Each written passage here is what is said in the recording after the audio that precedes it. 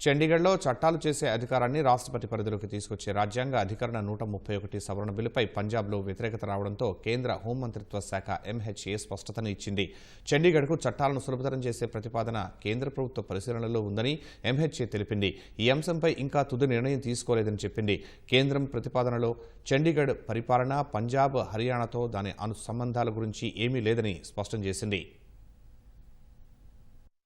చండీగఢ్ అంశంలో రాజ్యాంగ అధికరణ 131 సవరణ బిల్లుపై పంజాబ్లో వ్యతిరేకత రావడంతో కేంద్ర హోంమంత్రిత్వ శాఖ వివరణ ఇచ్చింది. చండీగఢ్కు చట్టాలను సులభతరం చేసే ప్రతిపాదన కేంద్ర ప్రభుత్వ పరిశీలనలో ఉందని ఎంహెచ్ఏ తెలిపింది. ఈ అంశంపై ఇంకా తుది నిర్ణయం తీసుకోలేదని వెల్లడించింది. కేంద్రం ప్రతిపాదనలో చండీగఢ్ పరిపాలన, పంజాబ్, హర్యానాతో దాని సంబంధాల గురించి ఏమీ లేదని పేర్కొంది. చండీగఢ్ ప్రయోజనాలను దృష్టిలో ఉంచుకొని అందరినీ సంప్రదించిన తర్వాతే ఈ విషయంపై నిర్ణయం తీసుకుంటామని కేంద్ర హోంమంత్రిత్వ శాఖ తెలిపింది. చండీగఢ్ అంశంలో ఎలాంటి ఆందోళన అవసరం లేదని పేర్కొంది. రాబోయే పార్లమెంటు శీతాకాల సమావేశాల్లో ఈ బిల్లును ప్రవేశపెట్టే ప్రణాళిక లేదని అధికారిక ఎక్స్ ఖాతాలో ఎంహెచ్ఏ వెల్లడించింది.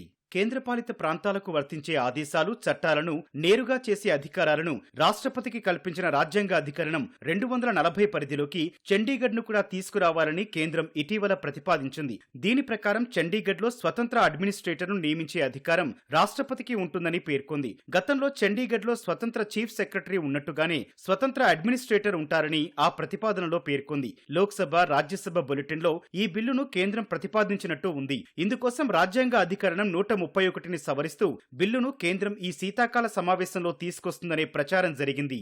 కేంద్రం ప్రతిపాదన నేపథ్యంలో చండీగఢ్ తమ రాష్ట్రానికే చెందాలని పంజాబ్ నేతలు కోరుతున్నారు. ఈ బిల్లును ఆమ్ ఆద్మీ పార్టీ, కాంగ్రెస్, అకాలీదళ్ తీవ్రంగా వ్యతిరేకించాయి. కేంద్రంలోని ఎన్డీఏ ప్రభుత్వం పంజాబ్ రాజధానిని లాక్కోవడానికి ప్రయత్నిస్తోందని పంజాబ్ సీఎం ఆప్ నేత భగవంత్ మాన్ ఆరోపించారు. చండీగఢ్ గతంలో పంజాబ్లోని భాగమని, ప్రస్తుతం భవిష్యత్తులో కూడా పంజాబ్తో విడదీయరాని భాగమేనని పేర్కొన్నారు. ఆమ్ ఆద్మీ పార్టీ అగ్రనేత అరవింద్ కేజ్రీవాల్ కూడా పంజాబ్ గుర్తింపుపై కేంద్రం దాడి చేస్తోందని అభివర్ణించారు. చండీగఢ్ పంజాబ్కు చెందిందేనని, దాన్ని లాక్కోవడానికి చేసే ప్రయత్నాలకు తీవ్ర ప్రతికూల పరిణామాలుంటాయని పంజాబ్ కాంగ్రెస్ చీఫ్ అమరీందర్ సింగ్ పేర్కొన్నారు. అకాలీదళ్ నేత సుఖ్బీర్ సింగ్ బాదల్ కూడా దీనిని పంజాబ్ వ్యతిరేక బిల్లుగా అభివర్ణించారు. మరోవైపు చండీగఢ్ అంశంలో పంజాబ్ బీజేపీ ఇప్పటికే స్పష్టతనిచ్చింది. చండీగఢ్ విషయంలో తలెత్తిన గందరగోళంపై కేంద్రంతో చర్చించి పరిష్కరిస్తామని పేర్కొంది. ఈ క్రమంలోనే కేంద్ర హోంశాఖ నుంచి ప్రకటన వచ్చింది.